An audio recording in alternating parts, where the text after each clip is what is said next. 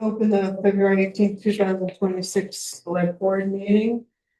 Do you have any adjustments to the agenda? I have one, it's an easement deed for the wastewater system. And the easement deed is to construct a utility bridge between Fred Martin's property and the parking lot. AOT suggested that we put in our own bridge and carry the main over in case they ever want to expand their bridge on Route 15, and we wouldn't have to redo it. I'm not sure if that bridge will be a walking bridge. They call it a utility bridge, so I don't know. But anyway, I've just gotten the deed from the attorney for that. So I'll bring that up under select board review. Take a motion to approve the minutes of February 4th, 2026. Make the motion. You have a second? I'll second. Is there any discussion on the minutes? Hearing none, all those in favor? Aye. Opposed, so carried.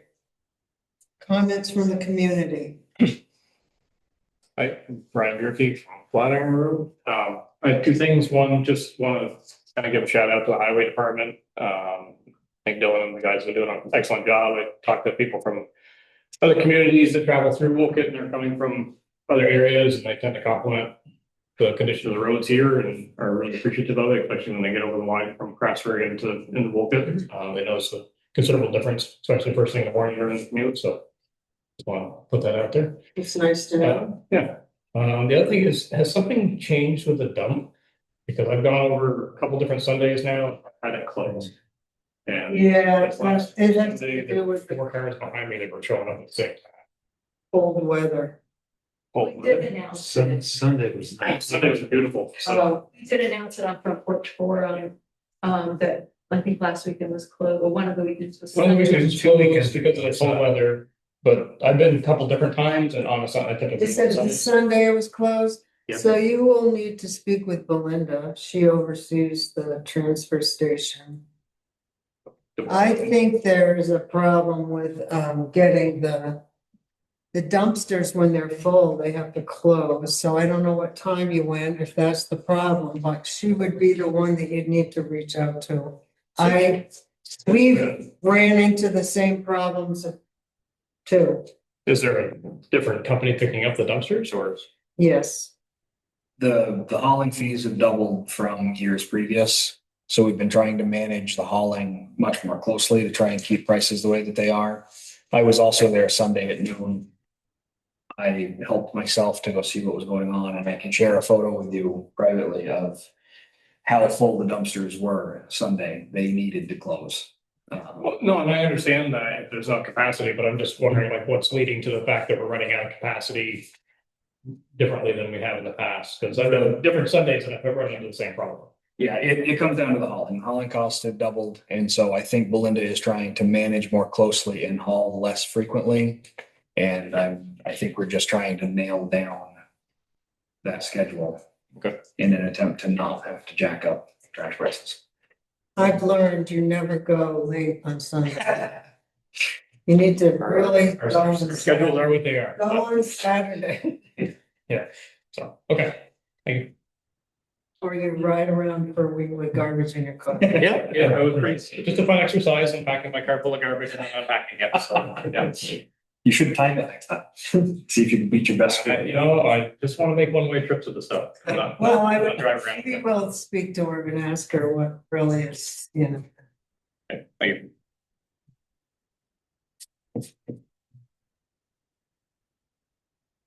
Gordon? Yeah, so Gordon Young, I'm here representing the Town Forest Stewardship Committee. I wanted to bring you guys into the loop of discussions that we've been having since came up in our meeting last week. So Wolcott has been pursuing grant funding for remediation of some cleanup and forestry management work that should be done. One of the primary things is that the roadways, not roads even, but the skid trails from last logging operation on the Gorham parcel, and especially up here up on the hill right behind us, they weren't properly closed out. There's water and runoff issues that exist there, and there's a couple of different funding programs that Luke has been looking into to find the money to be able to do the remediation that his experienced eye can tell needs to be done. So one of the things is exactly that.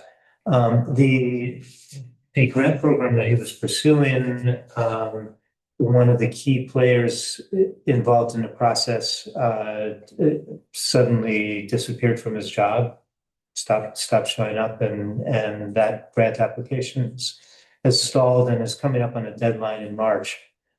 So we may not be able to pursue that one. There's another source that is found, which is the ultimate funding source is essentially to promote wildlife habitat and conservation purposes. And apparently there's a good deal of money available to be spent by September of this year. And so he's working on that fairly aggressively to obtain funding for a handful of different things. The open question at this point is whether or not to do it for the runoff remediation on the roads, because this is one funding source per project. And so if we're trying to multi-thread that one, it's going to get shut down by both of them. But the short of it is then that there's some other practices that would be good to do, removing some of the ash trees that will be decimated by the emerald ash borer as it gets here, and become a safety hazard if they're left standing. Some other water bar remediation, for instance, on the road up to the I can't think of the name of the lot, but where the trailer was and the utility pole that got cleaned up. Some other things opening up some of the apple trees that are near the parking lot just up here on School Street, and some other cleanup things. There's about 25 things that may not be that many, but Luke's got a map that I could share with you with numbered items, and the numbers get up into the 20s to tag off the explanations.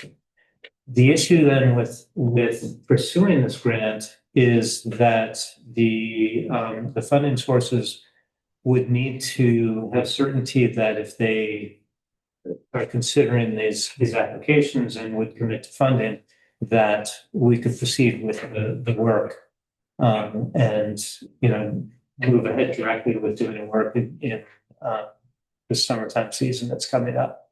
So what I'm looking for from the select board is in general agreement in principle that you'd sign off on the grant applications and doing the work should the grants get funded. So I wanted to get that to your attention as soon as possible, and I can share more details of the map. I know we've got the time of public comment now. So Is there a match to the grant? I don't believe there's a match. I think this work would be fully funded. A match, the funds that the community forest has that came along with where the endowment from Trust for Public Land would be a perfect thing to use for a match if it's necessary. Would you contract out to do this work, or would the committee do it? There would be some things that necessarily would be contracted, and there are other things that could be done in volunteers or basically volunteer work for committee members and groups of volunteers. And the committee would oversee what was expected of the grant? Yeah, There's also for some of the projects, there would be funding to have it be, to have professional forester to oversee it. And that would enable Luke to get paid for, doing the work of overseeing the administration and the work of the grant, which would be a good thing because he's put in a lot of time and effort, as well as his expertise that he's bringing to this project. Anyone else have any questions? So be taken out in the name of the town of Wolcott. Yeah, I think the applications Yeah. would go in the name of the town of Wolcott as the landowner. Okay. And then all the paperwork or so forth, should be filed with Belinda, because she'll have to do the financial part of it. Okay.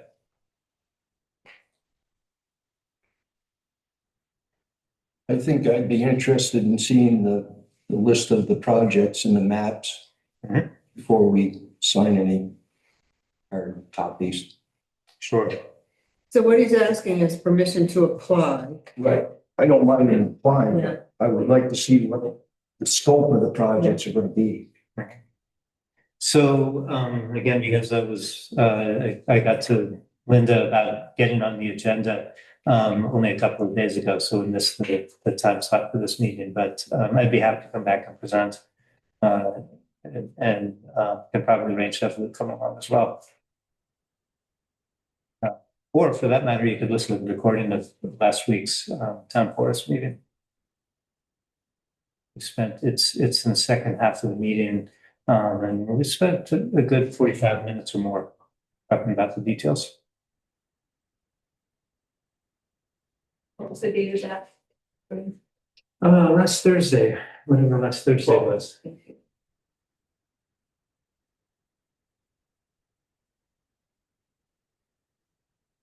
Questions, Alan?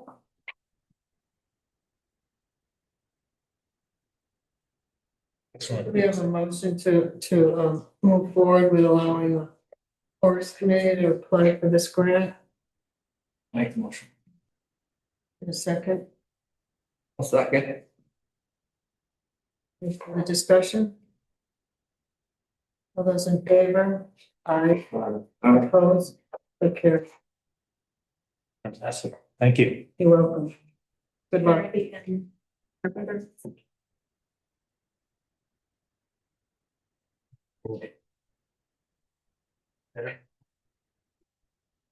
Let's move on to the public hearing. We're gonna open it up for a public hearing on the 2026 to 2034 municipal development plan. And Tori's with us. Great.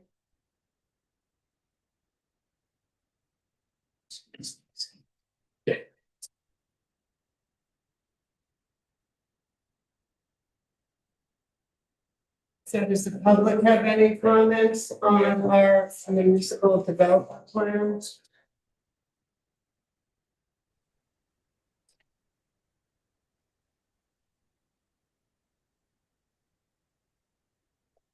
I went through it again today, Tori. I stumbled across a couple other things. Okay, Just silly things though. Like you have in the historic section, you have the railroad station. It should be 47 Railroad Street, not 2. okay. And then it says, and I didn't write it down the plan, where. Ours it has, no, no.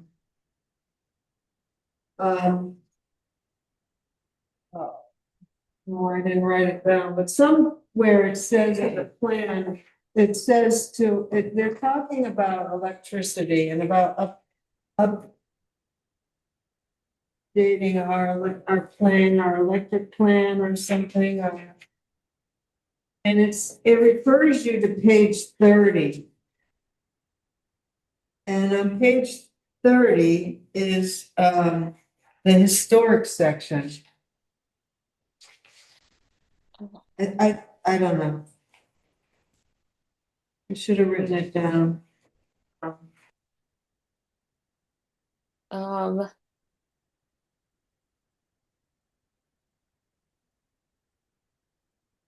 well, the energy chapter starts on page 55. I'm happy to Right. review that chapter again just to look for that So it's reference. not in 55, but it's in like the introduction or something of saying how you, how the plan was developed and what you did and Oh. and stuff and then it refers you to, it says see page 30, that's all. Oh, here it is. No, Can you just search? well, on page 6, it says implement priority culvert projects on East Hill and priority bridge projects on North Wolcott Road. More information on page 30 of the plan. Unless the plan I had different pages. Oh my God, put this one. So on page 6, priority implementation actions.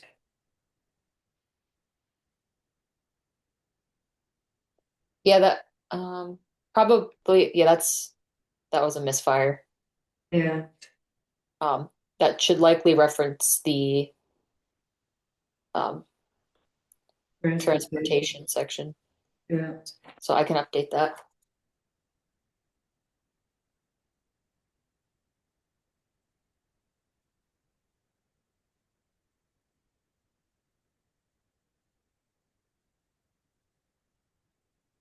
Anyone else have any comments on our plan? This is our plan of what we're supposed to be doing for the next 8 years.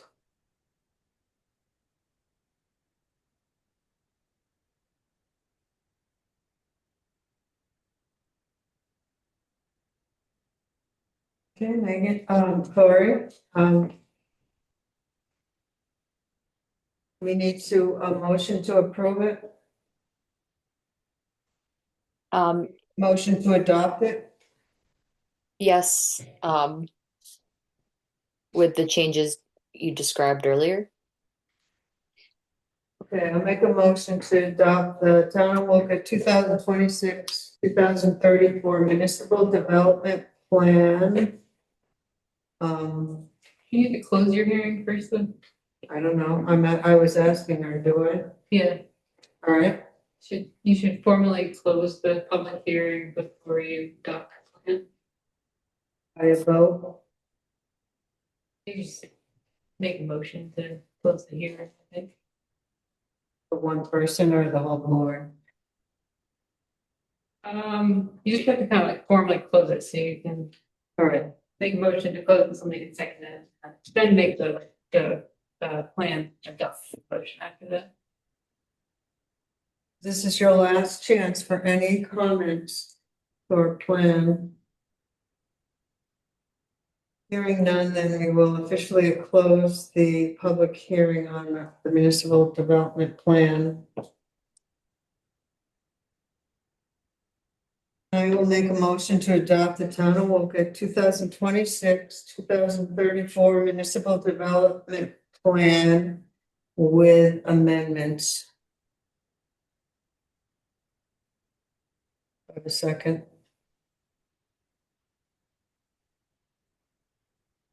Second. Any further discussion? Hearing none, all those in favor? Aye. Opposed? So carried. Thank you, Tori. A lot of hard work for you and the planning commission. We appreciate it. You're welcome. Thank you, Michael and Planning Commission for all your hard work on the plan. Sorry.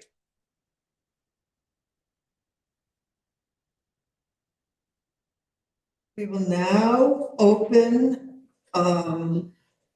This is in a public hearing, is it? No, this one's not. What is this? Part of your public meeting, your regular public meeting. So this, we've already looked at this local hazard management plan before. But then this came back with comments from the state. Were they the ones in red? Yes. Because we all had a copy that we were supposed to review. Two more. Did you have two more? I printed those up there. Yeah, this one. You each have one. Yes. You have one, Michael? Yeah. I just my files. Yeah. Okay.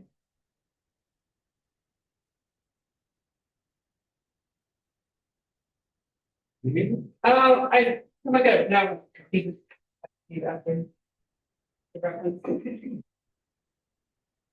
So, yeah, I just wanted to. I just wanted to give a little bit of overview. So like Linda said, we updated this local hazard mitigation plan for the town of Wolcott. You actually held your public meeting back in July of last year, so it's July 16th. As part of your select board meeting. So you've already held your public comment period, your formal public meeting on the plan. And then late summer, we sent it off to BM for their preliminary review. And so now you see all these red, kind of full track changes, not terrible amount, but all the comments in red or the comments that Conrad helped edit the plan to address the Vermont emergency management preliminary review comments. So that's all the text that you see in red. And the hazard mitigation plan, just as a reminder, is an important plan because it's one of the ERAF 4 requirements to maintain your emergency relief assistance fund status. It also gives the eligibility of the town to apply for hazard mitigation planning grants as well. But I just wanted to highlight a couple kind of the types of changes that Conrad made in order to address the comments part of the preliminary review. And Conrad can't be here with us tonight, but I'll do my best to kind of highlight what he's done to address their comments. So I'm just going to point out a few. For example, you've kind of looked through, you've seen the text in red, but some of it was just like beefing up the public comment and public planning process, kind of in that more introductory phase of the plan, so calling out comments that were made during the July 16th public meeting, for example, explaining like where the draft plan was posted, on the website, forum. So there's a couple changes there. In your plan maintenance section, we just kind of highlight a little bit more how the plans will be evaluated annually when you're looking at your local emergency management plans, like this. And then what can you do? Sorry, I'm just kind of rattling through. Plan maintenance process. Yeah, Okay. Right, let's just kind of look at it a little closer. yeah, the plan maintenance process in completion 9, for example. And then prior to that, page 8, you have full positions of the public meeting happening as part of the planning process. And then, so once you get into you have a hazard table. And just, let's see, and you also had to profile a few more things like roads, landslides. So that's on page 28 to 30. That's where we started to profile those more. But on page 13, you'll also notice that VM did ask us to include some other moderate hazards, such as infectious disease, of course, and invasive species. So that has been added to your general hazards table, like potential hazards it's the community, and town operations. And so. Couple edits made to have this table, then as I noted, as you get into kind of a section where I start to profile various hazards, you'll notice some text has been added to talk more about landslides, and drought as an issue as well, and that's more on page 28 to 30. And then I did see, I guess I'll make one minor suggestion on, let's see, page 28. Go to page 28. The first paragraph in red you see there in the middle of the page, I did notice that it said municipal water system, which probably say municipal water sources. I think it's obviously not a municipal water system. So I would just change that to say municipal water sources instead. So it's talking about planned residential growth in Wolcott Village and Wolcott Village will increase reliance on, says the municipal water system, but really I think Conrad meant just municipal water sources in general. Yeah, I thought, I saw that too, and I was trying to think of what municipal water system we had. Yeah, And I didn't know if they were talking about the school street or what. yeah. I think we could just change it to Yeah, water sources instead. Page 28. So I did notice that, so just to make that other minor change. But but I shouldn't say municipal though either. There are no, there are no Correct, municipal. municipal. Okay. Oh, with the wastewater system going into place, I think that'll be considered municipal. Yeah, but then we're talking about water, Source. Okay. Okay. Yeah, drought. so this strike municipal as well on page 28 there. And then as you get kind of towards where your action items are listed, your mitigation actions. For example, on page 41, 42, BPM did suggest we add a couple of action items over there. So for example, the 41, they wanted action items in the plan to address issues in relation to like windstorms and utility damage and so we have kind of some generic action items there, like coordinate local utilities credit for clear the utility rights, minimize damage to utility lines from snow, wind, and ice. And another one is just, as new development is proposed, encourage on buried utility lines. That's another one. And then the other one you'll notice on page 42, there's just a couple more outreach related mitigation actions that being suggested. So, for example, Conrad put in here, assist in outreach and participation in regional flood resiliency forums. You're already doing that, I'd say, as a community. And then, the other one's kind of general, both education and awareness programs, such as sharing information on this municipal website about hazards, personal property hazard mitigation. I mean, it's people in general, holding public events around hazards. I don't know if we want to make that one a little more specific, but provide educational materials to public on flood risk and NFIP requirements. So we also share through text. Does that matter? Does that count? You mean like Vermont? We send out, no, we have our own and we send out text messages. It's text my gov, but we don't have everybody's phone number. It's just, we have 361 phone numbers. You signed up? Alert. But this is Wolcott alert. Oh. What's the text my go? Text my gov is a service they sell. And it's quite easy to send out text messages. You can sign up on the website. Yeah. Okay, so maybe that should be noted. We're talking about like outreach Yeah. on hazards. Yeah, use it. Brian uses it a lot. Okay, great. Bring your pets in, it's cold and. Okay. Maybe I need to sign up. Close the transfer station. We could do that. I got it. Who's gonna go that day? Okay, we can have that. No, and I sign up for that. I get a lot of Vermont alerts. Okay, so yeah, those are some action items that were just simply added to address the comments. Our next step in this process would be, if you're okay with the changes that were made to just the comments plus some of the other suggestions we made tonight, then, the select board can make a motion to adopt this updated Wolcott hazard mitigation plan.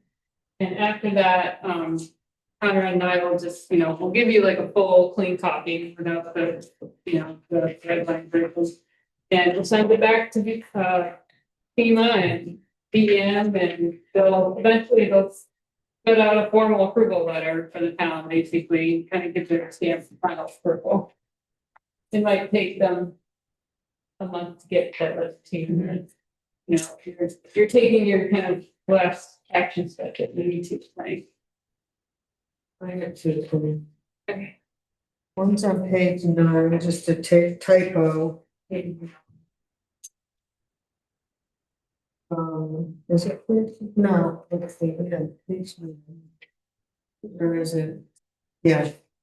So the big paragraph there in red, the plan update should be, not being 2.5 years before expiration. You're on page 9, is that like first? It's the big paragraph, the under. Oh, it's the red. Oh, okay. The other thing is it talks a lot about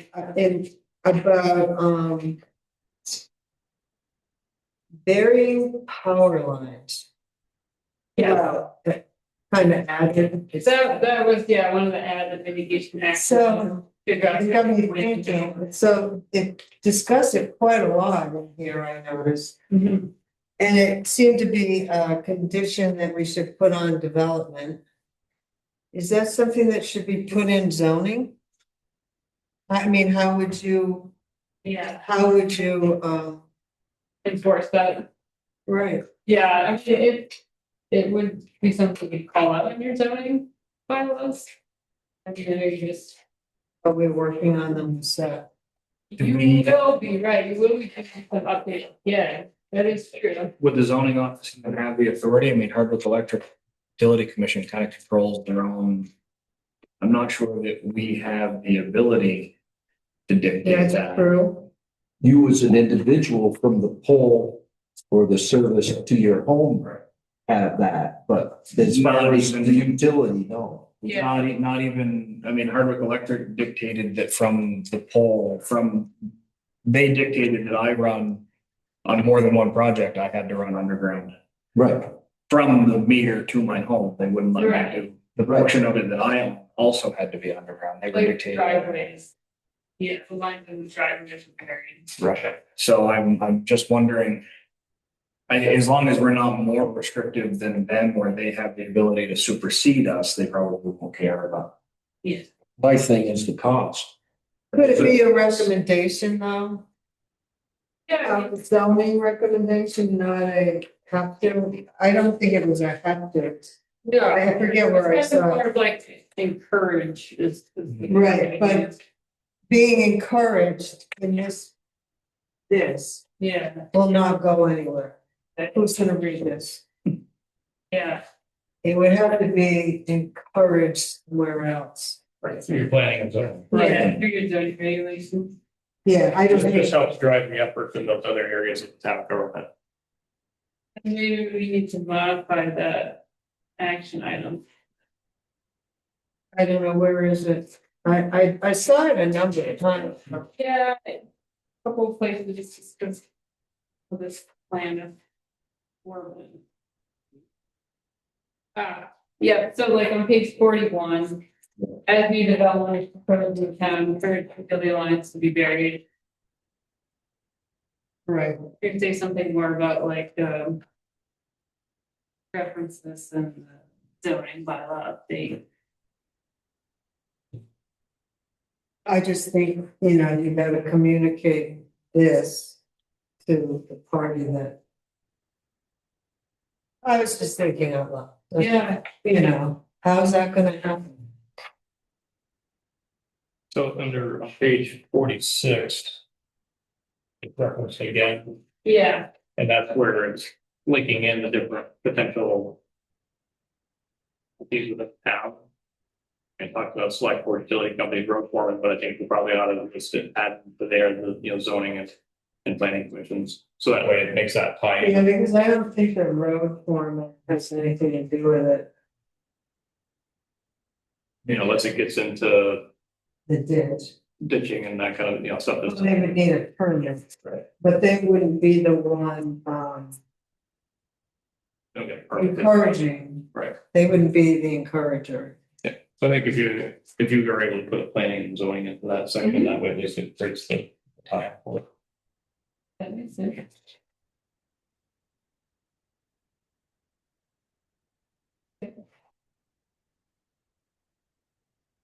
Those are my only comments.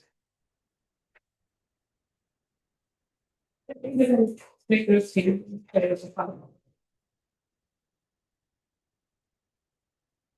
there any other questions or comments? Mitigation plan?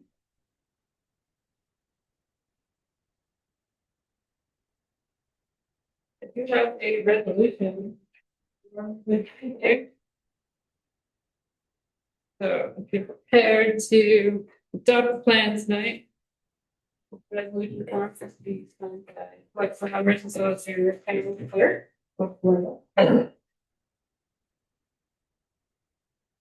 Any other comments? We close the comment period. And we can move to the adoption of a multi-hazard plan. Wolcott's Vermont Local Hazard Mitigation Plan 2025 to 2030.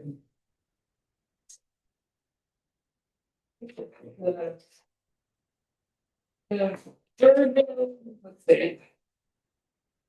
Why don't you say 2026 to 2031? I changed it this morning. Sorry.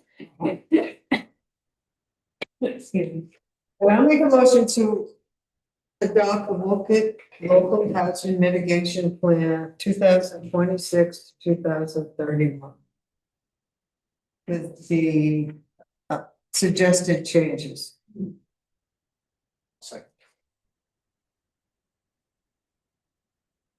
Those in favor? Aye. Opposed? Carried.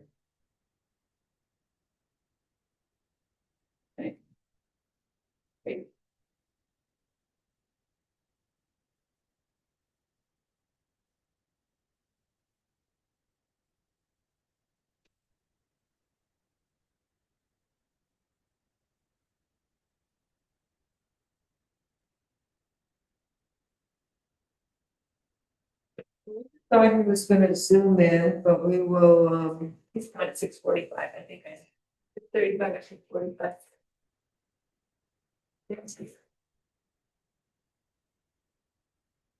why don't we, move on to the creation of the Bear Swamp Stewardship Committee?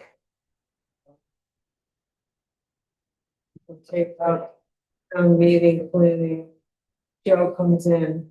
First of all, I want to thank Megan very much for all this work on this. It's back and forth. Yeah, Thank you for your input, appreciate it. it's interesting to look at, what we've done and how we're moving it forward with different things. I'm really made a lot of progress here. Thank you. Thank you. Thank you, Conrad, too. Well, Yeah. hard on those edits, like past month.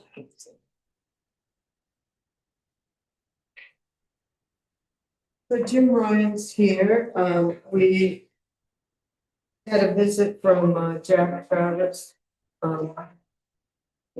meeting or two ago, and he wanted some kind of, I know who was gonna oversee this Bear Swamp property when it went into conservation. So I reached out to Jim as a neighbor to see his thoughts on it, so he's here tonight. Thanks for having me. This full disclosure, I am a trustee on the Northern Rivers Land Trust Board as well. And a neighbor, but I volunteered to help when Northern Rivers Land Trust suggested that the town have some sort of committee to oversee the stewardship of the parcel. And it's only a 10-acre parcel. It's not going to be a huge lift like the town forest, but still, I think that given that the town forest committee has a lot on their plate with the town forest and a potential addition of the additional 50 acres, that a separate committee made sense. So when having discussions with Jack and with Linda, there's a suggestion of maybe a 3-person committee, just meeting a couple times a year. So low key, couple of public meetings. And the names that came about were, in addition to myself, Joe Cotton, who lives also on East Hill, about a mile down the road from the swamp, and Katie Black, my partner, living next door as well. We're only envisioning at this point keeping the parcel as natural as possible, having a small parking area that would need some improvement, putting in a kiosk, maybe doing some work on the gate that might need to be relocated and improved, and essentially keeping an eye on the property, making sure that it's not trashed as far as garbage, or we don't want it to turn into a teenage party spot or anything like that. We're not envisioning any trails, and the stewardship questions would come together by this committee working with the select board and Northern Rivers Land Trust. They'll do a natural resource inventory of the parcel, and just we're in addition to no trails, don't want any people camping there. We're just thinking for recreational purposes and for educational purposes, and maybe this committee could lead some educational walks, some nature walks, or even paddles down the river, birding, things like that, or maybe work with the school if they wanted to have a wetland educational day over at the parcel. But let's see. I don't have a whole lot other than that, and we have a kind of a working title of Bear Swamp Stewardship Committee. This is all it's a working title, but we wanted to circle back with the full select board and have this discussion and see if this is a good idea. Right now, everything I just mentioned is just proposals, nothing firm. And I'm going to be assisting as part of the Northern Rivers Land Trust in a baseline documentation report, which is essentially a natural resource inventory of the parcel. That's when the snow goes away.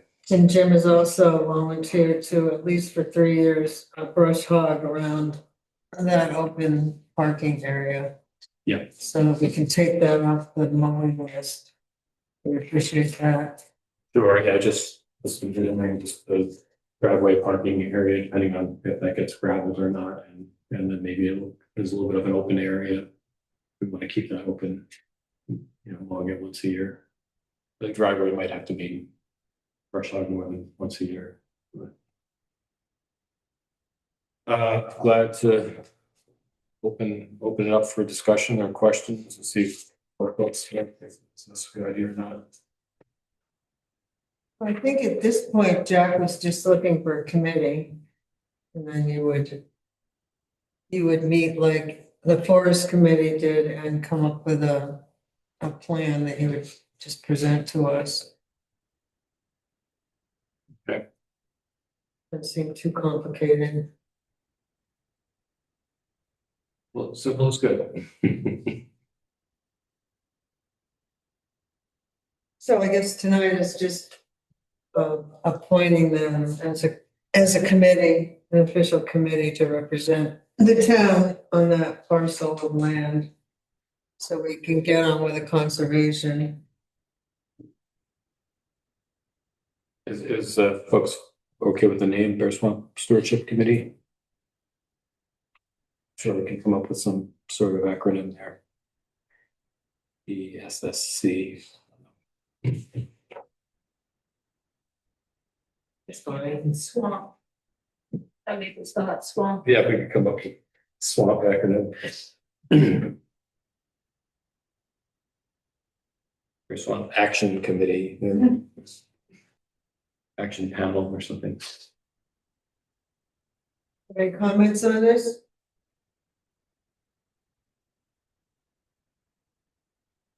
Can we go ahead and just approve these 3 members for now to start the ball rolling so that we can? Over the 3 listed, I have Joe Cotton, Myself and Katie Black. Kate Black.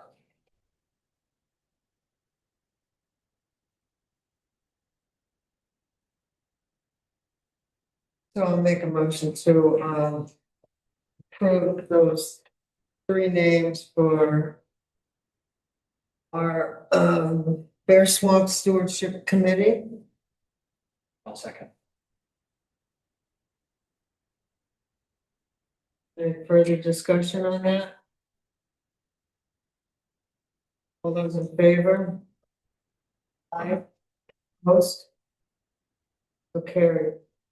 Thank you for volunteering for that. Welcome. Our pleasure. I'm sure we'll have some back and forth this week. Well, that's a little bit more.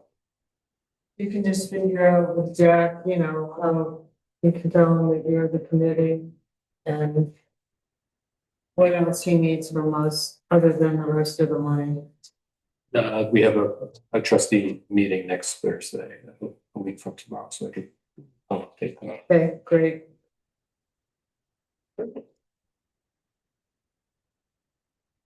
Well, thank you. Thank you. Now I guess Joe. Easy. It's good. Joe.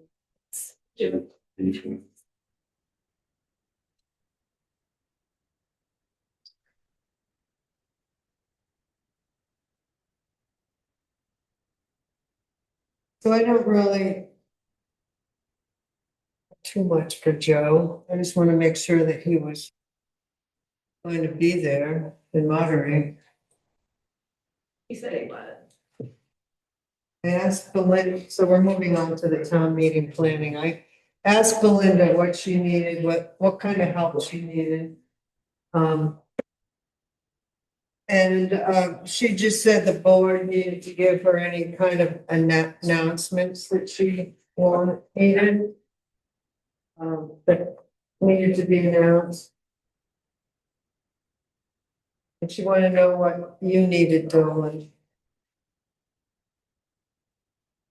Yeah. Do you need anything set up or need anything for town meeting?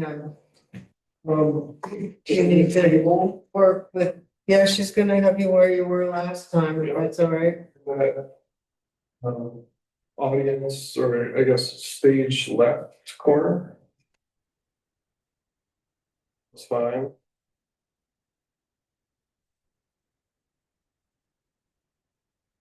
Yeah, I'm still trying to improve the audio. And if I want to find a way to tap into the house audio, that panel is way stage right, like in that corner behind where the voting usually is happening. So that's a little tricky, but I think I'll try to reach out because I'm actually, for the first time in a while, I'm gonna be in town next week during this whole vacation week. So that should give me some time to head up to the school if I can make arrangements to access that space during that week sometime. So I'll reach out to the school about that the next day. Okay. I know Belinda said she was going up at 9 on Monday. I don't know if that's cutting it too close. I don't think I'm gonna be available Monday, Okay, so I'll just go up early Tuesday and set up. But I'm gonna do a lot of my prep well beforehand instead of what I did last year. And stress myself out.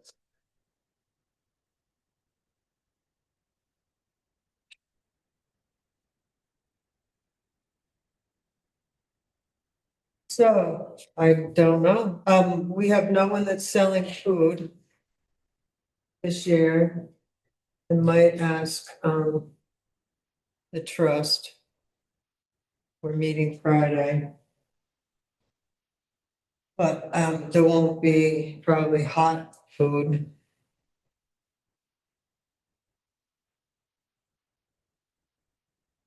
You can have a big screen there now too, if you guys ever were inclined to project stuff out for the audience to see. It sits on that back wall that everyone would be staring at. It's been on my mind that we could put informational slides actually back there related to any, like, you could even have the text of the articles there for people to read as they're being spoken, but that's a project that I don't know that I have the capacity for between now and then. Well, they're supposed to be bringing their town reports, If they get them. right? So. And we could even like, you know, during the downtime, I don't know, put a couple photos up there of things going on. Maybe the photos that didn't quite make it into the town report. Stuff like that, just. Yeah, I think there's some good use of that. Where is it exactly? So it would be right behind where like the boards all sit facing the audience. That wall, it drops down from the ceiling by that wall. So that everyone sitting in the seats is like staring Yeah. right straight at it. So I'll put that on my list of things to do to see how Yeah, to it might- tap into that. If there isn't enough time this year, it might be worth thinking about of having things that Wolcott's done over the next year, like the year started now, you know.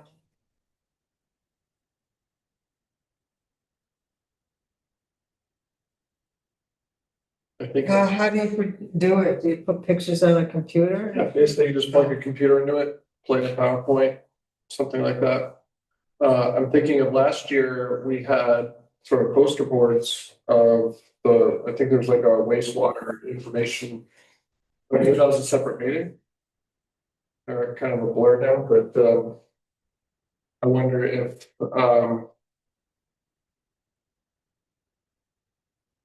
you know, stuff like that could have been up there. That could have been a little bit more easily seen by everybody in the room. And what about pictures of Richard? That's my life. And Cornelia.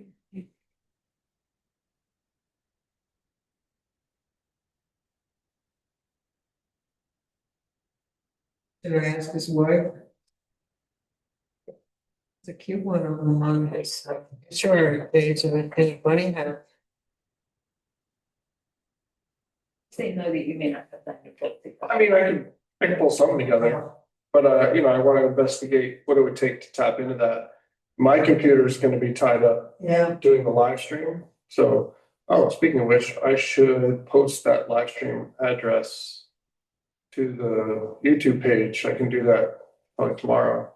And then I'll send it to Bradley to post on the website and send it to Michelle if she wants to put it in front push form. That way anybody who can't be there in person can at least Yeah. watch the meeting live. Yeah, why don't you just stick with that fifth year and,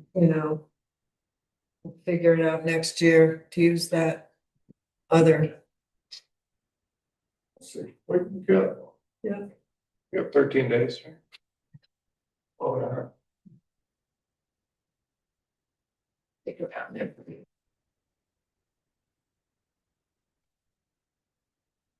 So we're still a few minutes ahead of time. 8 minutes before our informational discussion for the School Street Bridge. So why don't we just move on to one of the select board reviews and then we'll come back to that. That's all right. I think someone wants to come on and be part of that. Let's take a look at the already. Yeah, it's something quick for 7 minutes. So I gave everyone a spreadsheet of the full, all of the applicants for the already submissions for the request for qualifications. I tried to organize them by price. It's a little difficult when they have such a varying degree of equipment.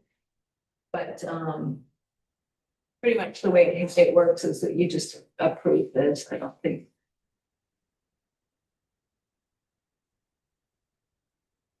And this is good for the calendar year. Is that what it is? Good through next year, I think. So we'll redo it. Mm-hmm. It's good for 3 days, so it's good for post-emergency, up to 3 days post-emergency. We can call anyone on that list Mm-hmm. to do the work. And then that list, along with the qualifications in this folder, would be given to the road foreman. And or Brian, or, would be available. It's available. Yeah, just when you get the finalized, just get that list we can add to our plan.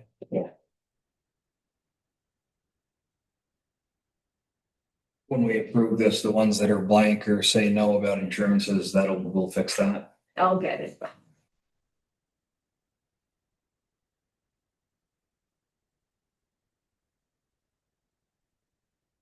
I forgot to actually ask for a W-5.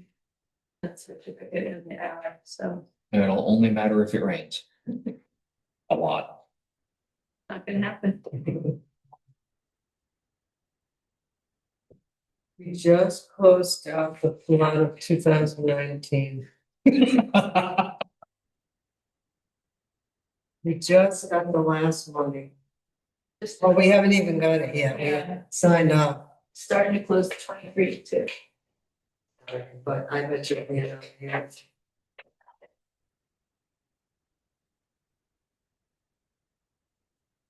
We need a motion or anything? I'm I sorry. don't think so. You can just say that they presented it to us.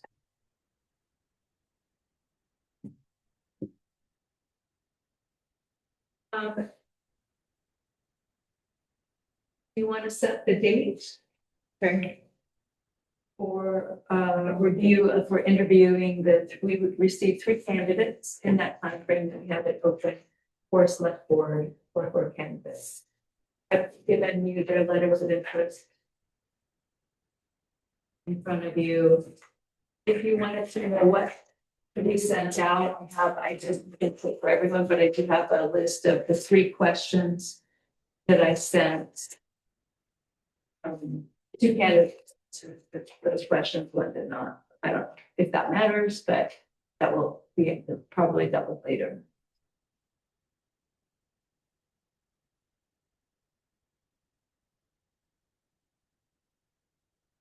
So does the board want to meet to interview them? We had discussed that we wanted to have that person on board right before the next meeting, March 4th. Unless the board changed their mind.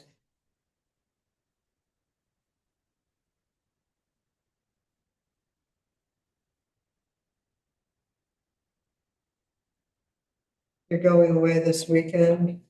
Um, Yeah, we're leaving Saturday morning, should be home Sunday evening.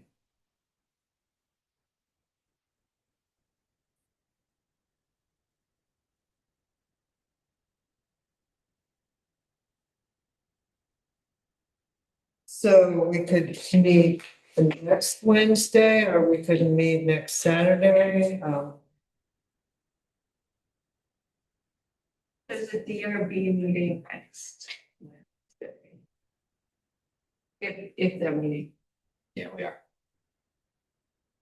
Okay, you could meet before it. don't think Alan can. Okay. I shouldn't speak for you, but. I don't know when you get out of work. Yeah, almost 5 o'clock's kind of I can guesstimate, but you never Yeah. know what happens. Okay, You're gonna hate me, but on the 28th, I'm also out of town, but I can zoom in. you need to stay home. Tell my wife. I just looked at. Ellen, did you say you could meet on the 25th? I'm sorry, I missed. That's it. He said that he, 5 o'clock, kind of, but it depended on what happened at work. I can also call in this Saturday too. I just can't be here in person. So, This Saturday, the funeral is going on. right, yeah. How do you feel that Sunday?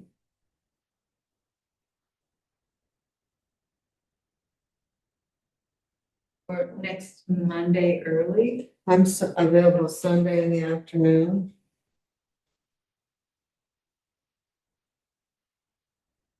Worst case, I could call in.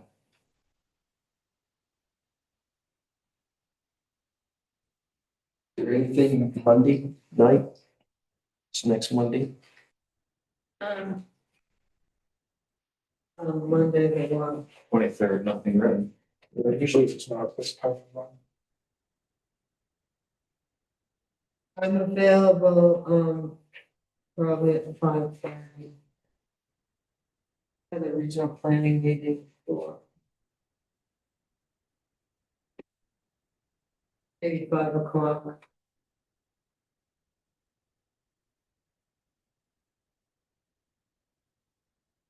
I'll be here.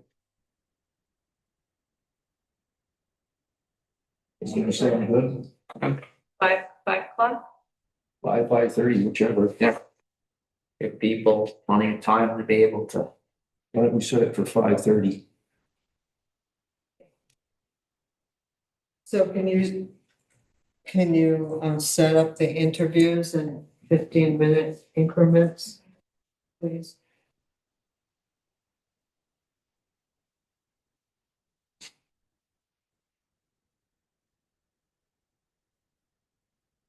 We said 5:30. Yes.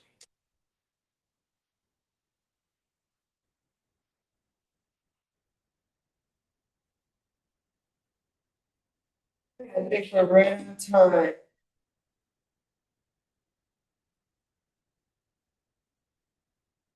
We are going to now move on to the School Street Bridge closure informational discussion with V-Trans. Hi, Bob. I don't know anyone else. Hi, everyone. I'm just sharing the presentation. Give me one moment. All right. Can everyone see that okay? Yeah. Fantastic. So thank you very much for giving us the opportunity to present to the select board and any interested members of the public tonight. We will be discussing the Wolcott School Street Bridge, particularly the upcoming bridge closure, and this is Bridge 6 over the Lamoille River. So as we get going, Just a couple introductions of our team that's here today. We do have Bob Kleinfelder, the VTrans project manager for this project.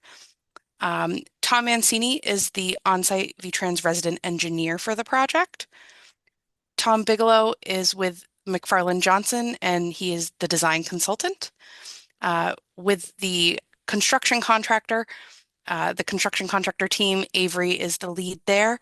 And then myself, Delia Macheta, with WSP, and we represent the public information consultant team.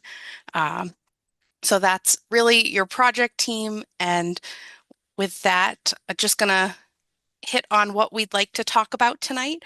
We'll give a bit of a project overview, discuss existing conditions that has led to this bridge replacement project, touch on the design elements of the bridge project, and then really focus on the upcoming School Street detour that is planned to begin in early March, as well as just a high-level overview of the project schedule and contact information if anyone is interested in reaching out to our team if they have questions, they have comments or concerns throughout the project.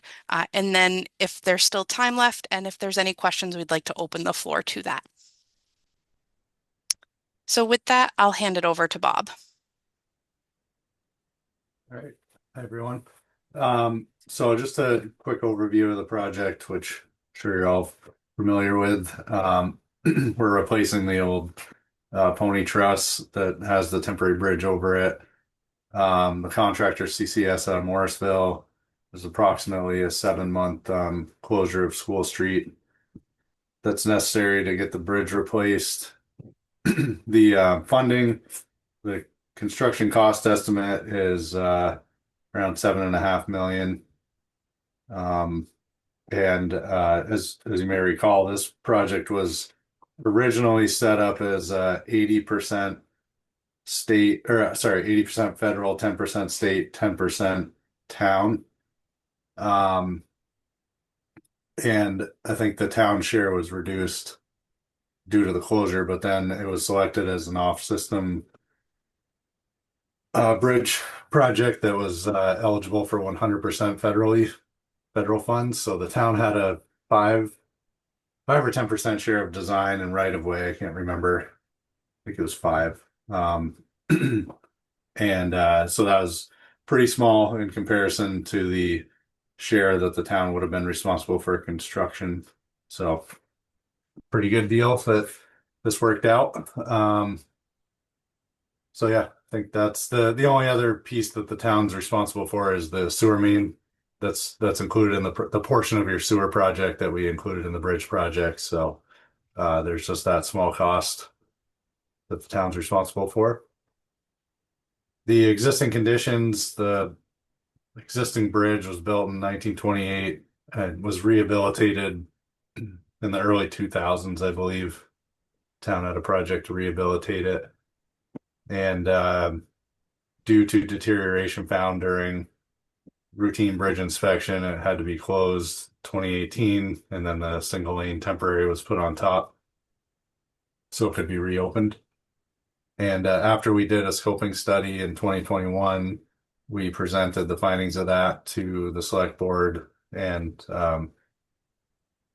agreed to a full bridge replacement on a improved alignment to tee it up to Route 15 a little bit better.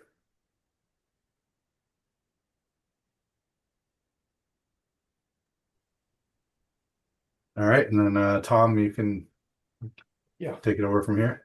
Yeah, thank you, Bob. What we have here on the screen are 2 typical sections.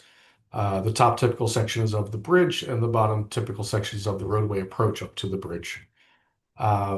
On the bridge, we're proposing and what will be constructed are 9-foot travel lanes, 1 in each direction, a 3-foot shoulder on the east side and a 5-foot shoulder on the west side of the bridge.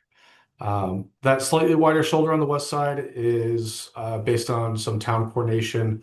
In case there is future pedestrian accommodations on School Street itself, that wider shoulder is there to provide some extra space for pedestrians to pass on that west side shoulder, should a sidewalk be constructed in the future. Also on the bridge, there are standard box beam guardrails outboard of the shoulder, and then beyond that, in that figure, you're seeing the truss, which is designed to mimic the existing truss of the existing bridge that'll be demolished. And on the bottom typical section on the roadway approach, same roadway widths, same lane widths of 9 feet, one in each direction. And on the west side, that's 5-foot shoulder will taper down to the 3-foot shoulder to match the existing School Street section south of the project. And as Bob had mentioned, another component of this is the roadway realignment of School Street to help improve intersection sight distance. So if you don't mind going to the next slide. Thank you. South of the bridge, you'll see that there's a curve introduced to the roadway. So under existing conditions, School Street, if you're leaving Town Hall and heading towards Route 15, it's basically a straight shot, a straight tangent right across the bridge over the river and to the School Street Route 15 intersection. So it was noted there are some intersection sight distance issues. So we look to improve that early on in the bridge design. That curve that's introduced there helps move the intersection to the east, which will help improve sight distance. The new intersection will also meet Route 15 at a 90-degree angle, which is preferred for updated current roadway geometry and intersection geometry standards. Right now, the existing roadway meets Route 15 at a little bit of an angle, so it can make getting in and out of there and sight distance a little difficult. So we're expecting to see some improvement there on the intersection sight distance on School Street. And then, yeah, like I said, we have the wider shoulder on the west side. And the other added benefit to this realignment wasn't really the main point of the realignment, but an added benefit is you've seen the contractor being able to do some work on the new abutment on the Route 15 side of the river. So they've been able to do some advanced work in advance of this roadway closure that's coming up that will help facilitate the demolition of the existing abutments, the demolition of the existing bridge, and construction of the new abutments in the new bridge. You go to the next slide, please. Thank you. So as I said, to facilitate that construction of the new bridge and the demolition of the existing structure, there will need to be a closure of School Street, which we expect to last from March 2nd up to September 25th of this year. The closure timeline is really based off of the funding schedule for the town sewer main project. It's our understanding that there's a obligation date. I believe it's in either late August or early September for the town's sewer main project. So we've kind of moved our closure date and our construction project for the bridge to align better with that sewer completion date, so the town can use those funds and those grant funds that they have been awarded for the sewer project. There is an August 12th in the V-Trans bridge contract. There's an August 12th interim completion date for the sewer line work that'll be constructed on the bridge to help the town meet that obligation date. We had been looking at a later roadway closure date, sometime in late April or early May. But when we looked at all the construction schedules and timelines for funding and everything like that, and also to be able to provide the contractor enough time to construct the bridge improvements, we did look to move and coordinate with the town to have the roadway closure start as early as March 2nd, so that way all those moving pieces could align. Can you explain what the interim completion date for sewer line means? Yes, so that is written into the contract, and that is a date that the contractor is required to hit. Otherwise, there are some penalties for them to complete the portion of the sewer line on the bridge and also testing, so that way that portion that's on the bridge is ready to go for the town to be able to tie into. So that's with CCS, not correct. The engine. That's for CCS. Okay. All right. So yeah, there is a town sign detour that will be in place once School Street is completely closed. And if you don't mind going to the next slide.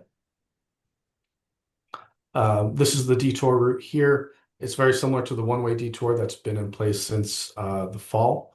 Only the big difference is that the bridge will be closed in both directions.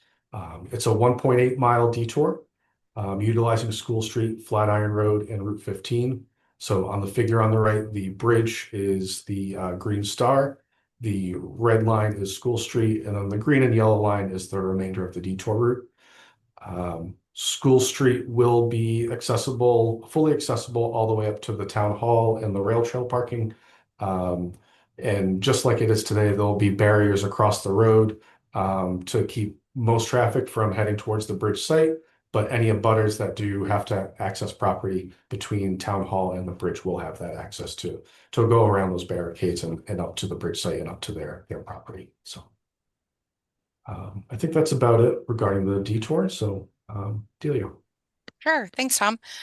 So with this high-level construction schedule, we see that, and as most of you are aware, the construction season began in September of 2025 for this project. So they have been actively working out in the area and continue to do so through the winter months.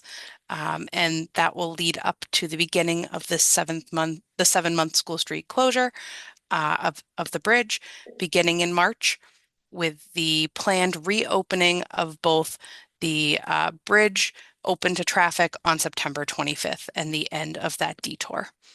And then after that reopens, we do expect the final project completion to come in the fall of this year. So really aiming for that September 25th reopening and then wrapping up the project after that.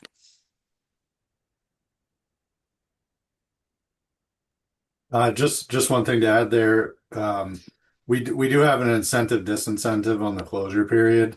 So to get the maximum incentive, they would need to open, I believe, a month early. So they made good progress, like Tom said, being able to work on the northern abutment through the fall and winter months. So, hard to say how the rest, the beginning part of the closure is going to go, but I think they're in a good position now starting the closure. So,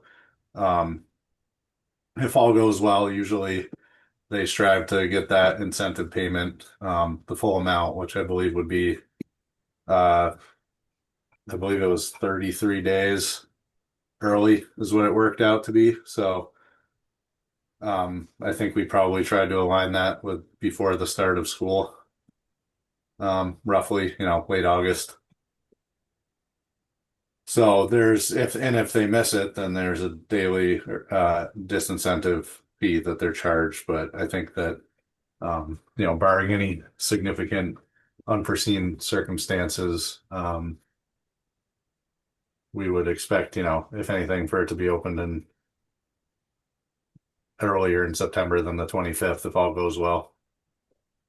And we will be sure to publish that out too. In our weekly updates, we do note we'll have the dates of the closure, and if it is reopening early, we'll make sure the town knows that and anyone on our distribution list, so that way people can plan accordingly. And that really leads into the public information piece. So we do send out weekly construction updates to members of the town and anyone who's interested, really. Anyone is welcome to sign up. This does include emergency services and town officials as well. So we send these out weekly with planned activities for the coming week and those traffic impacts that we anticipate. And if people do have questions throughout the project, they're welcome to reach out to us directly. Our contact information is in those weekly updates, but also people are welcome to take it down here if you do not already have it. And that you're welcome to submit any questions, comments, concerns that you may experience due to construction. And with that, if there's any questions, we'd welcome them. I just wondered if, I noticed that, along the riverbank, quite a bit of trees were cut down and it really drops off. Is the plan for you to put in a guardrail there, or should the town be anticipating having to budget for that? So if you go back to slide 7, Delia. Yeah, I can't read them. I tried to go and see. Oh, yeah. So are you referring to on the Route 15 side or over No. on School Street? Full Street, right Okay. before the bridge ends. Yeah. So we are running guardrail out to where it kind of bumps out there near where the crosshatch kind of ends. So I think I don't remember if that's, do you remember, Tom, is that about where it ends now? I wouldn't look, but I couldn't tell. Looks like they're talking about guardrail on the 15 side. Yeah. That's where they're stopping the guardrail. But they are, but that's where they cut, yeah, okay. The Yeah, other thing I noticed is that the price sure went up. the price? Yeah. Well, that 7.5 million is the construction cost estimate, or the low bid, as well as construction engineering and contingency. So It's just that we had a spreadsheet in the beginning and it was 5 million something. Cause I just emailed it to the auditors today, so that's why I was. yeah, I think the Looking low at bid it. was in like 6.5-ish. But yeah, I mean, we've seen significant increases in costs due to inflation, lack of competition, various reasons. So yeah, it's been quite the increase over the past few years. So even in 2021, I think when we scoped this, it's been over the last 5 years, it's changed pretty drastically, unfortunately. And we actually did have, it will go up a little bit. We on the Route 15 side, the bedrock was deeper than anticipated, so they actually had to bring in and drill steel piles over there, which we were anticipating doing on the south end. But that's going to add some costs there as well. So it was a tough spot to get down to take boring. So we didn't have great data there.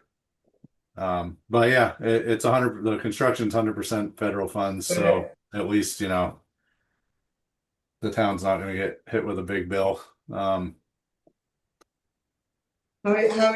you make out with the right of way problem? Is that resolved? That's been handed off onto our right of way acquisitions manager. I talked with Mr.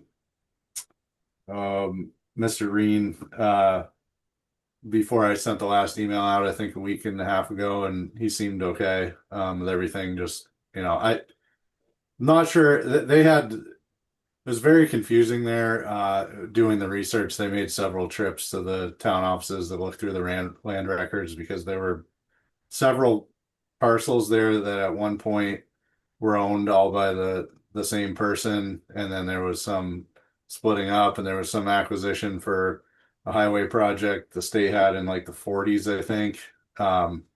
So it's a very small, I think it's like 1/10 of an acre, a little over that. That they did find. It's in the area where there's upstream, in that bank where we're putting a lot of stone fill. So I don't think it's anything that could be anything today could be built on it. But nonetheless, he's paying taxes on it. So he seemed okay. I think we just our right of way folks have to sort it out, and we're going to seek to purchase it from Mr. Reen. Good. Does anyone else have questions? My questions are more for like flat iron maintenance during this period of time, more, not so much for them. Dylan will be there at the meeting tomorrow. So Dylan will be at the meeting tomorrow. So we'll be meeting you tomorrow on site. Yeah, I had something come up, so I will not be there, but Tom Mancini, the V-Trans resident engineer, will be there, as well as CCS, the contractor, to represent, the project. So, but yeah, that's making sure everybody's on the same page for emergency services and understands the closure. Yep. And we will notify the school bus company. Okay. So was Yep. Tom Mancini on this call originally? I thought I saw him. He had something come up at the last minute, so he wasn't able to make it tonight. His name was on the introduction slide. He planned to be here, but Thank you.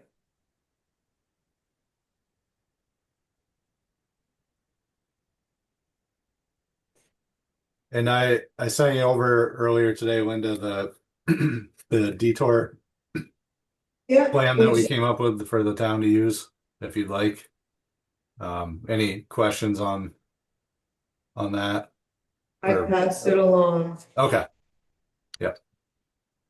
And the road foreman will have to figure out whether he has the signs or whether he wants to talk to CCS. Okay. Sounds good.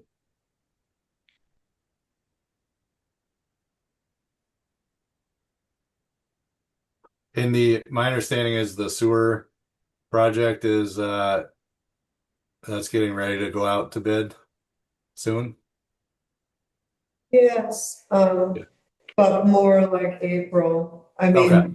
mean, the permits are in and we're all waiting for the, permit approvals. That's where we are now. Yep. Okay. Yeah, well, so that interim completion date of August 12th, we built in a little buffer there just in case, Yeah. there are liquidated damages if they miss it, but it's, honestly not a very huge amount of So money. what we're going to do is, the plan is to put in the, system up at the school first when students aren't in school. Okay. Okay. Yeah, and we'd had some back and forth with Stone about potentially some conduit for a heat trace wire that I guess was intended but didn't make it onto their plans. So we told them that if it's something, we need CCS to do, we just have to do a change order, but it would just be for the cost of the conduit. So, it'd be not a lot of money, but I don't know if they haven't gotten back to us, I don't think, on a decision there. But if it's something we add, Alan Legacy will be in touch to update the utility agreement.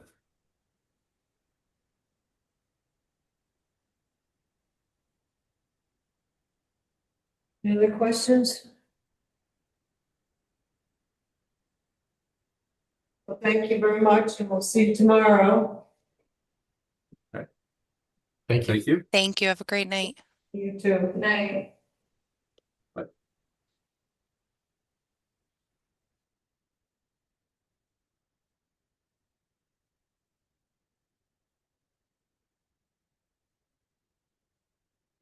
Was Dylan able to get a copy of this? I left it on my desk. He got gone, but I left it on my desk and he's coming by early to pick it up. We're gonna talk to Brian tomorrow. You want to give your report? Sure. I have it typed up, but I mean, I don't have to do the whole thing, but of note, I sent you all that Dylan resigned. He's given 1 month notice, effective March 20th. I prepared a job description and sent it around to you all for the highway foreman. But we do now, with Vermont has a transparency law, salary transparency, salary range. And so we do need to post any adverts with the salary range. So we need to come up with a range. Tonight, I think in my email, I recommend it. I mean, I've been looking around and for a foreman position. The foreman position, I've seen anywhere from $33 to $38 basically.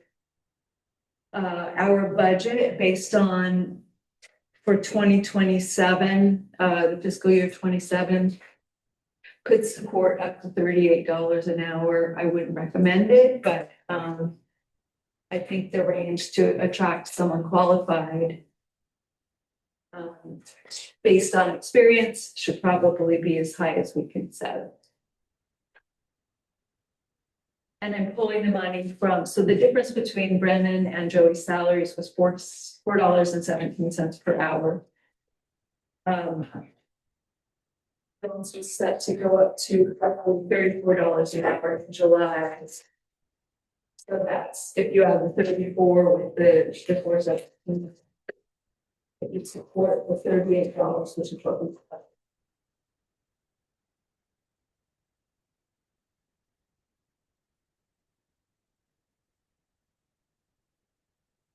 If anyone has any comments on the job description, please feel free to get it back to me tonight so that I can advertise if you all wish tomorrow. And you missed that we were talking about a salary range of 30. Are you asking us, make a decision tonight? Yes, I can't post it. Right. Can you remind me? Sure. I did read your email, but remind me what they were. So I was looking around anywhere from 33, which is currently what Dylan is making, to about 38 an hour. I did say 36 originally, but I was looking at even further. It does go up, but those are mainly for larger towns. We could sustain based on what the budget is set for 27, fiscal year 27. We could sustain anywhere between $33 and $38 an hour. Based on.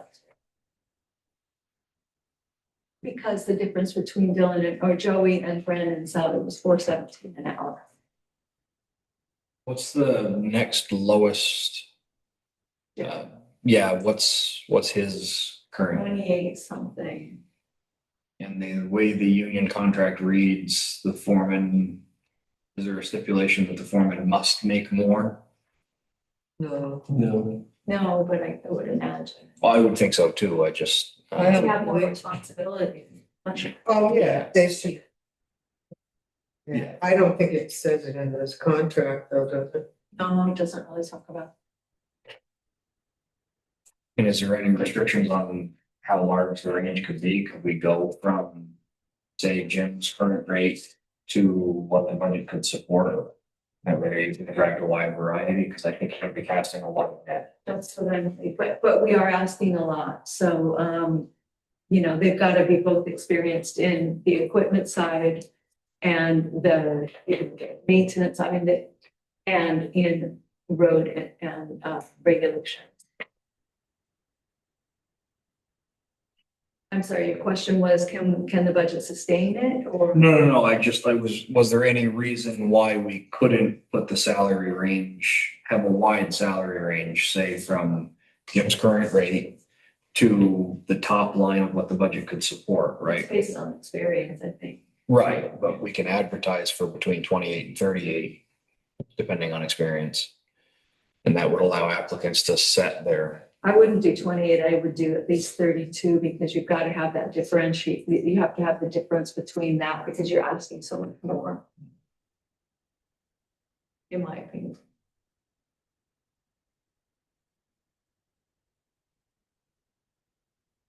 I just want to open the door if somebody wants to work for less. I don't know. I start at least 32. I don't know that we can actually, we don't have, once Dylan leaves, we have no graders, we can get them trained. We have no excavators, we can get them trained.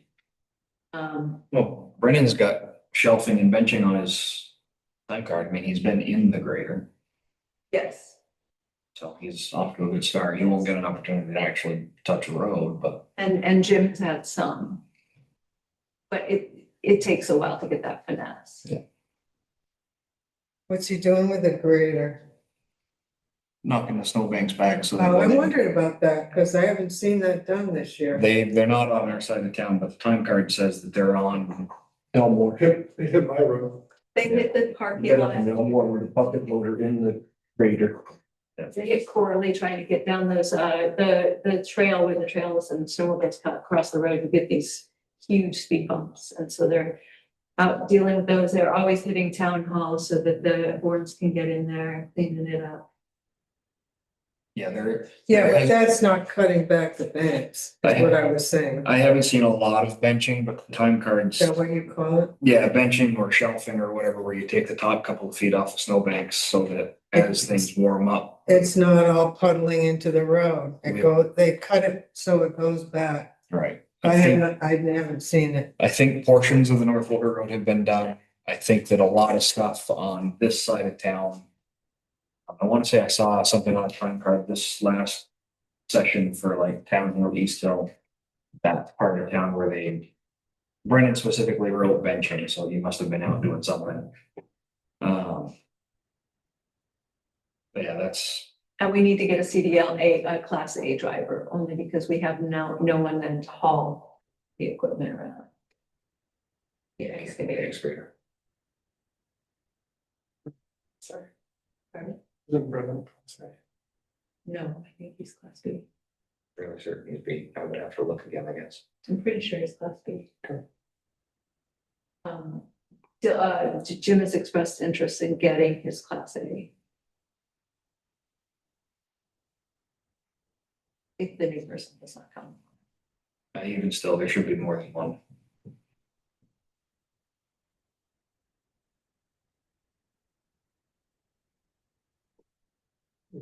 Set in the budget for it, but we can jiggle it around. It just depends. I mean, it's always it's a crapshoot when you're trying to figure out, you know, what they're gonna need it for as far as health insurance and things like that.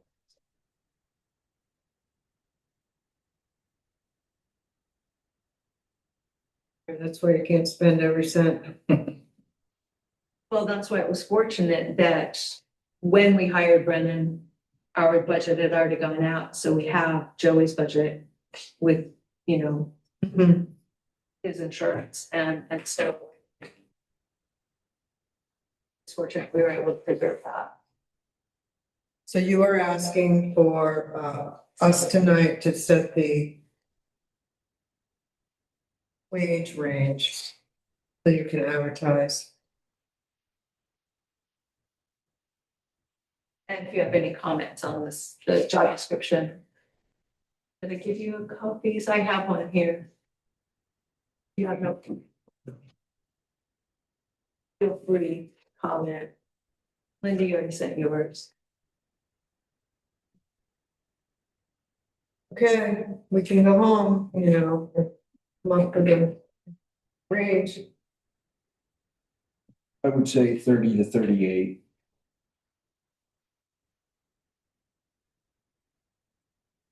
$38 is spending every last cent, right? Spending every dime. But they would be doing a lot. It's not just, oh gee, I gotta go. Well, it's up to us to give it to them. Right. Yeah. I'm a fan of casting a huge net. I would even say 29. That's such a despair. Then if I looked at it, would say, well, then there, you know, I think I'm worth 38 with even 32. You know what I mean? I just think you want to set the bar a little bit higher. Okay. My opinion. Or you wouldn't want to take anything, they say, oh, okay, 29, but then I'm not gonna do it all. Right. Psychological. Or maybe I would qualify because, and they'd pay me less. Well, then you've got a lot of them that work for the state, and Bert's already said they don't pay them the greatest. And they're union, so you may have some of them jump ship, you never know. I mean, if those guys are only getting 20, 22 bucks an hour, they're basically qualified for 90% of this. Hell, I'd jump They for get $6 an hour raise. You know, Yeah, they get Their their pennies make up for the other end of Yeah. it. Plus, right, It's not all about money. Bert's starting pay is like 20, 26, 27, and their part-time help is hired at 32 and change, so they're making fine money over there. Plus, state work is much less demanding.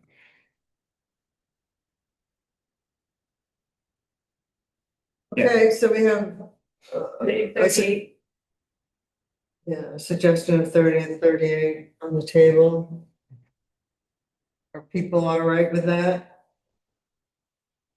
Yeah. Okay, Okay, so I will post that as soon as I can get out to the normal locations and on the state site. And also, HRC and transportation. When do you need comments on your job description? Is that going out as a part of the posting, or can I have them morning to? It'll take me a while to pull everything. I just post this usually to the website.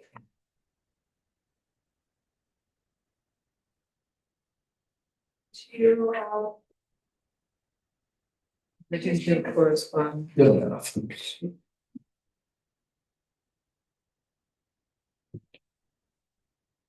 This isn't treats, buddy.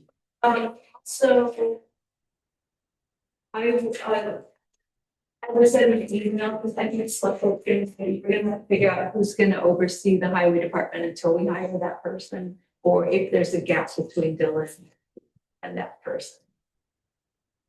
I did volunteer to try and help. We should go over what the needs might be if the board wants me to. Hey, Leon, I'm not gonna be over there and tell them how to manage the roads. I do have one more question too about this position, not of the action item for tonight, but should we take the opportunity of having to find a new foreman to try and iron out any of the questions that I guess I was the only one that had with the union and the foreman being management yet? I feel like We need a lawyer. We can't, I've been down every avenue and like the LCT and a couple of others have said, you need to get yourself a municipal lawyer. Okay. Still think. But it might be the time, and I brought something kind of similar up to it this morning too. This is the time. At least get clarity on what is and isn't possible in.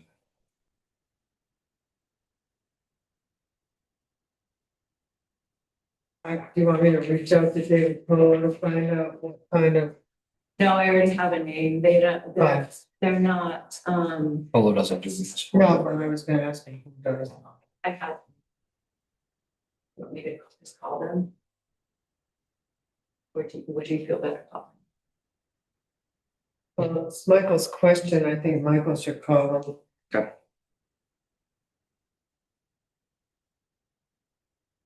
I'll email that. Thank you.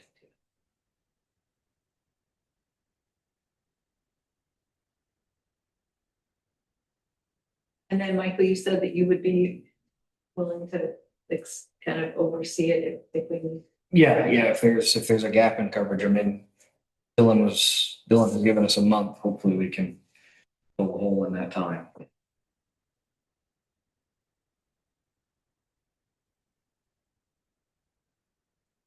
So I'm gonna just advertise that it's open until filled.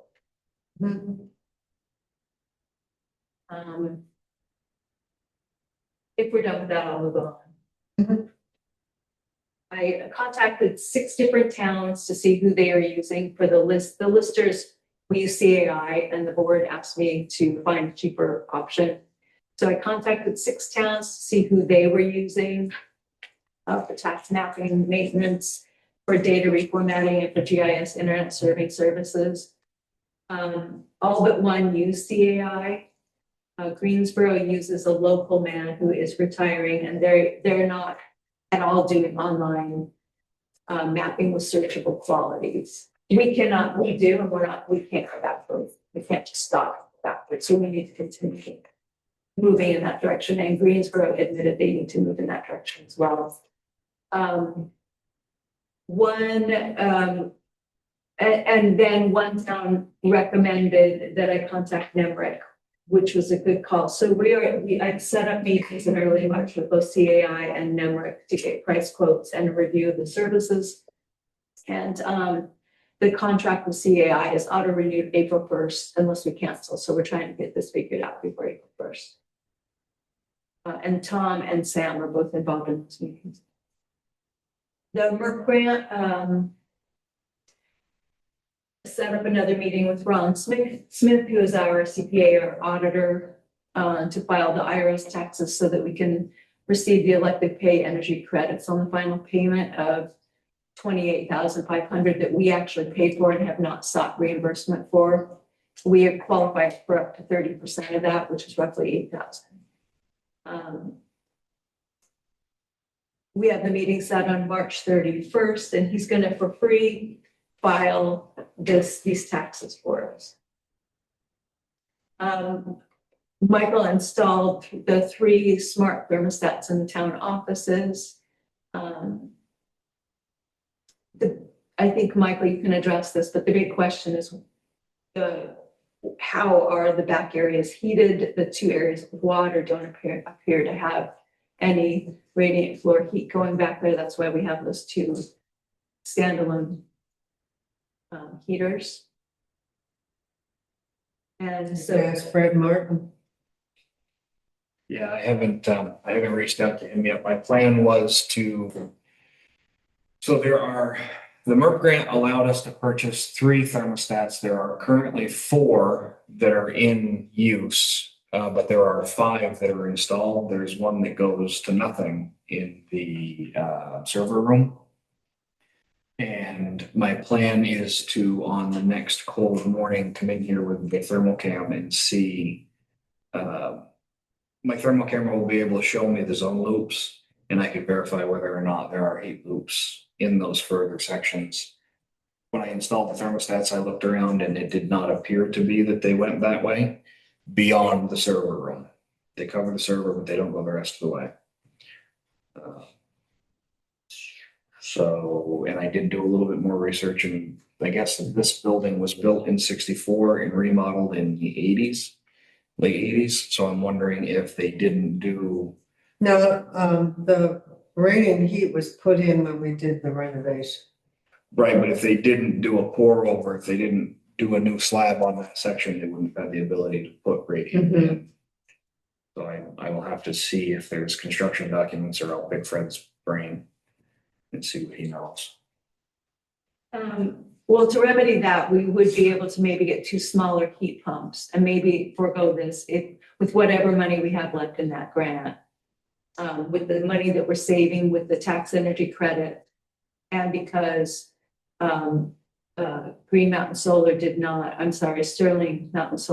charge us the full amount that we were allocated, we might be able to get at least 2 heat pumps in those 2 rooms. And also there are Efficiency Vermont rebates for being able to control the heat pumps with these smart thermostats. I think they do up to $600 a head unit for centrally controlled. So these thermostats can do that.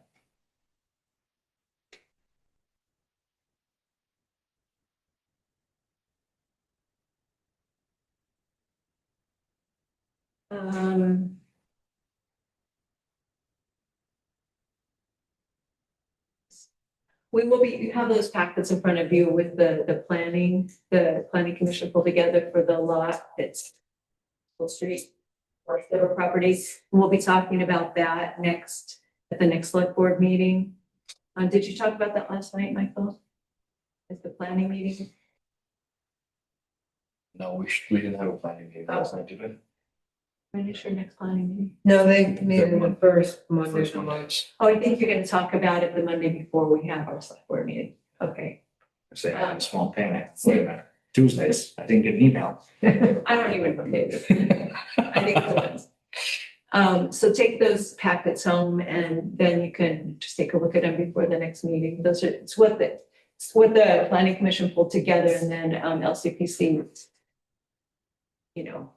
designed it. I completed the UVM's Vermont Municipal Recreation Infrastructure Survey. And I listed the Wolcott Community Forest, and the Wolcott recreational fields as baseball and pickleball fields. That goes out statewide, just as a resident, people searching on what to do in Vermont basically can do that or access that. And then finally, Phil Wilson has signed, he's taken his oath, and all of that has been completed for the Memorial Regional Solid Waste Management District. And then if you want to jump around and go to the select board action review to item D, the 2026 Western Star lease. I sent that information around to you all.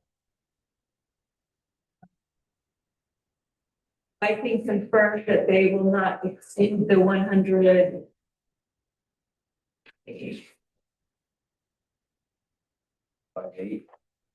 No, yes, 158 limit, and Dylan thinks that we might be able to get 2,000 off.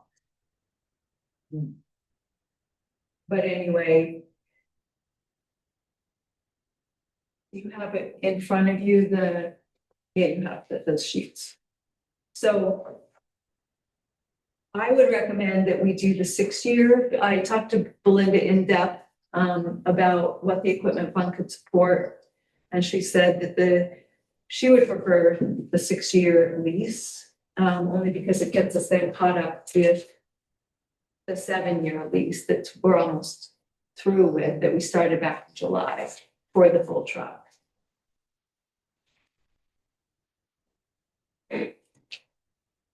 Let's just save money. Yeah. I'd rather pay it off faster if we can afford it. It's silly to drag it out. If we couldn't afford it, I would, but other than that. She said that at the end of 27, and in June of 27, the excavator payments, which are $18,316 annually, will end. And that we have 100. Yeah, I showed you what we have. Oh, 176. Yeah, and then we but allocated 150. Yeah. We'll go back in. So you just like a motion to enter into a 6 or 7 year lease? Yes. And to spend up to a certain amount, because again, we don't have the truck yet. I'm not sure what the interest rate will be, but to finance up to a certain amount. 105.8. Yes. For what it's worth, I did plug this into the equipment replacement schedule thing. We were within a few $100s of the guess from before. The original annual spend for 26 and 27 was like 152. It shows now it being 154,913 with our current obligations. So not that that is the gospel, as the treasurer, but it does show that we're on track. And again, this is for the next year, because then the 18,000 drops off. So that gives us a little bit of ability to build the fund back up. Well, yes and no. Again, according to this, that 18 that drops off, part of that was going to go towards paying the 550. Oh, okay. So the Western Star is going to make, the old truck is going to make this year's payment, but then the 18,000 that we dropped off from the excavator, 16 of that is supposed to pay off the 550 if we ever sign the agreement with ourselves on how to pay the capital fund back. Well, we're gonna pay him the 20. Mhm. And then we're gonna pay him another 16. Ourselves, the capital fund. Yeah. But I never thought we were gonna pay it all back. Are we going to? I thought we were gonna pay back the 80 over the course of the next, Yeah, I thought. until 2032. Lifespan of the truck versus the loan. Again, just looking at this, how that was supposed to work.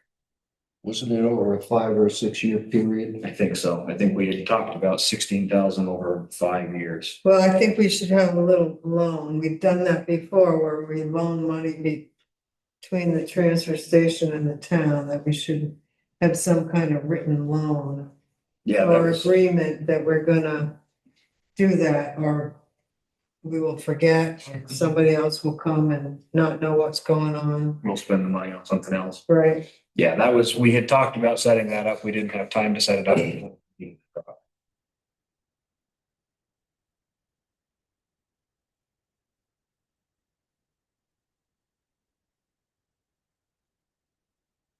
Yeah, it'd be nice to get that done sometime in April, so it's Yeah, I think, gonna take effect this next fiscal. yeah, the idea was to get until after town meeting. And on the fifth, the next meeting, I hope to have the capital fund reserve policy. Set, I'll send that, I have it fairly drafted, I just wanted to set it out. So I have a little bit of time to look at it again. Okay, so let's, somebody make a motion on how we're gonna proceed with paying for this. I'll make a motion. Authorize the town clerk, because I think she has to sign it. Yeah, I'll make a motion to authorize the town clerk to spend up to 105,800 and finance for 6 years for the Viking loan on truck 26.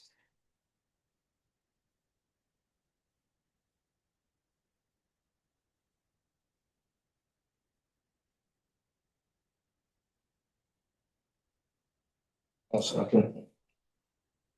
All those in favor? Aye. Opposed? So carried.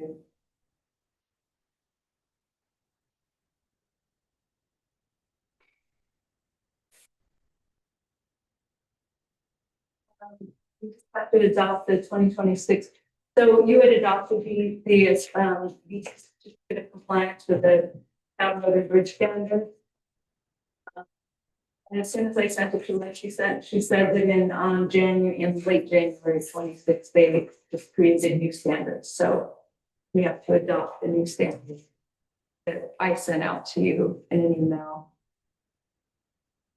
And Linda has a copy of the, Dylan's reviewed them yes. and has added his recommendations in section 6 on how reconstruction of gravel roads should be and paved roads. So he said, yeah, 18.6 and 18 inches the surface and subsurface. I'll make a motion to adopt the January 21, 2026 town road and bridge standards. I'll second.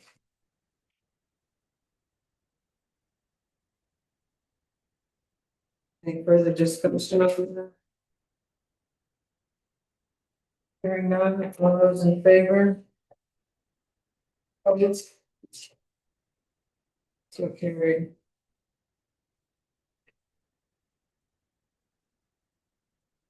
I expected to do the correspondence because people were here.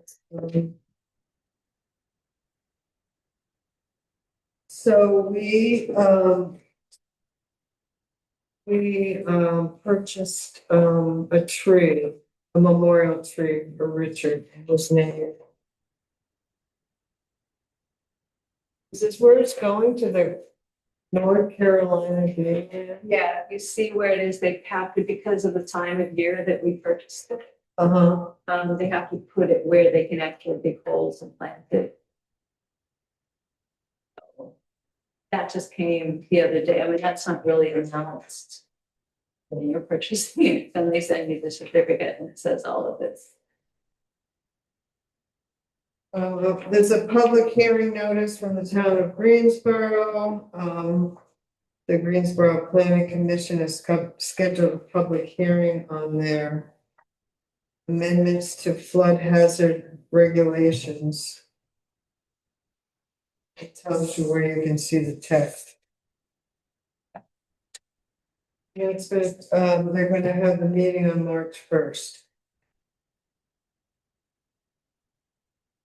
It's amendment to the Greensboro zoning bylaws. It's pretty much when you do that, you have to, do that you have to notify all your board and towns. National Telecommunication and Information Administration approves 100 million for universal broadband build out in Vermont. I know some of it will be coming to the Northeast Kingdom. CUD or CID. I was actually thinking about this. I looked at the map. It'd be great if sometime, not next meeting, but have a representative come in and kind of explain where they're doing it, because some of it's coming to Wolcott. The fiber net. Mm-hmm. Oh, and, Ross. Andrew Ross, is that? And also we have a January sheriff's report.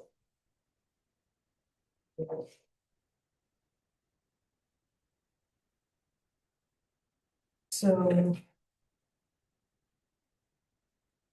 where's the part for passing of these so shall we have then when you had an amendment to the agenda, yes. My amendment is the easement for the construction, for the wastewater. Easement deed for permanent and temporary construction and maintenance of a utility bridge and abutment over the Pond Brook. The Pond Brook leading into the parking lot, on the parking lot, town parking area.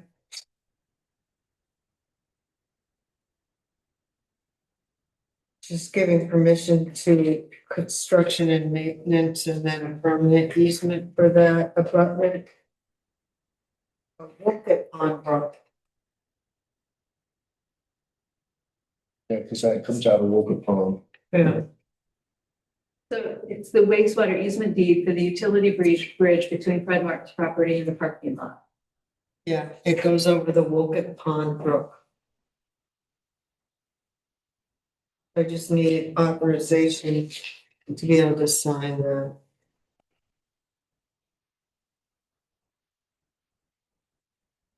Motion. I'll second. Any further discussion? Hearing none, all those in favor? Aye. Opposed? So carried. So there's a meeting tomorrow at 9 o'clock at the School Street Bridge. Anyone's interested? Basically, it's to talk to all the services that would be affected by the closure all summer, the hardwood rescue, the highway, fire department, so forth, but you're welcome to come. Anybody have anything else? Yeah, it's been a pretty hard winter. We've had 2 barred owls hanging out at the bird feeder. Lucky you. No, because they love big birds, cardinals, Ryan, and they do like kitties. So I think if you can try to keep Jackson for a little bit, suggested, because he may become a dinner. I don't know, he survived a couple of assassination attempts. I don't think the owl stayed a chance. Well, they do. This is a fact, because back in 2014, 2 owls moved into Harvard and they were losing cats, bats. And I don't want to see he was a dinner. So you're saying keep them inside for the next It's, couple of it's months? possible until the end of March when the thaw starts.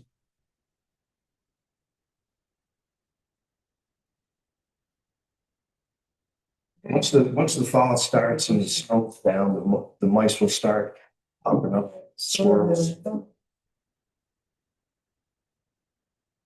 We'll take a motion to adjourn.